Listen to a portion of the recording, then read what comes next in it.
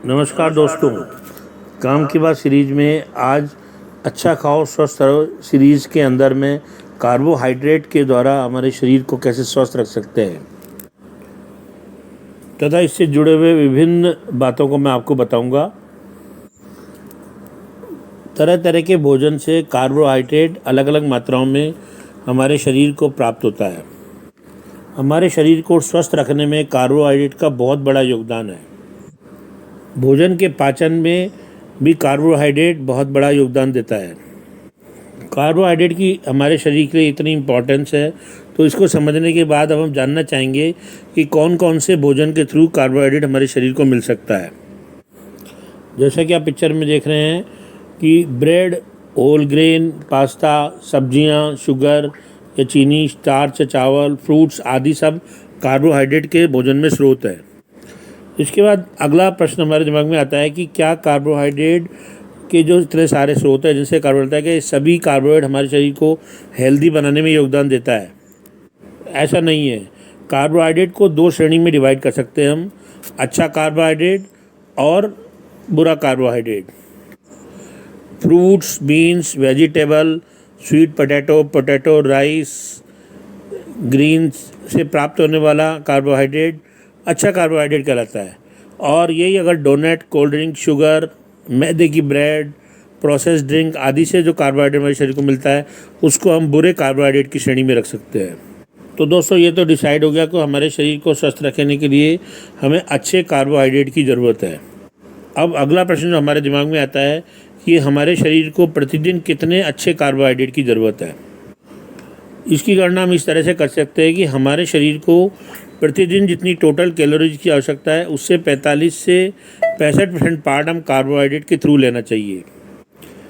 जब मोटे मोटे शब्दों में हम कहें कि हमारे बॉडी वेट के अकॉर्डिंग भी हम कार्बोहाइड्रेट की हमें प्रतिदिन कितनी आवश्यकता है इसकी गणना कर सकते हैं। जैसे कि हम देखते हैं हमारा बॉडी वेट अगर 45 kg है तो प्रतिदिन 150 ग्राम कार्बोहाइड्रेट हमें लेना चाहिए। इसी तरह अगर बॉडी वेट हमारा 57 किलोग्राम है तो 200 ग्राम कार्बोहाइड्रेट हमें लेना चाहिए। और अगर बॉडी वेट 68 किलोग्राम है तो अराउंड 250 ग्राम कार्बोहाइड्रेट में लेना चाहिए। अगला प्रश्न हमारे दिमाग में आता है दोस्तों कि जब हमें पता लग गया है कि हमें प्रतिदिन कितने कार्बोहाइड्रेट की आवश्यकता है, तो भोजन के अलग अलग जो तत्व हैं उनमें किस तत्व में कितने मात्रा में खाना चाहिए ताकि हमारे शरीर की कार्बोहाइड्रेट की मात्रा पूरी करने की गणना हम कर सकें कि हमें कौन सा फूड किस अमाउंट में या किस प्रोपोर्शन में हमें खाना चाहिए। 100 ग्राम पोटैटो से हमें 17 ग्राम कार्बोहाइड्रेट मिलता है। इसी तरह से अगर हम 100 ग्राम राइट कुक्स खाएं तो हमें 28 ग्राम कार्बोहाइड्रेट मिलता है। और अगर हम 100 ग्राम स्ट्रॉबेरी खाएं तो हमें 8 ग्राम कार्बोहाइड्रेट मिलता है। और 100 ग्राम होल व्हीट ब्रेड लेने से हमें 41 ग्राम कार्बोहाइड्रेट मिलता है। अब हमें पता है कि हमें किस फूड से किस मात्रा में कार्बोहाइड्रेट मिलता है, तो हम अपने शरीर की कार्बोहाइड्रेट की मात्रा जानने के बाद एक डाइट प्लान बना सकते हैं जिससे हमें कैलकुलेट कर सकते हैं कि हमें कौन सा फूड किस मात्रा में प्रतिदिन खाना चाहिए।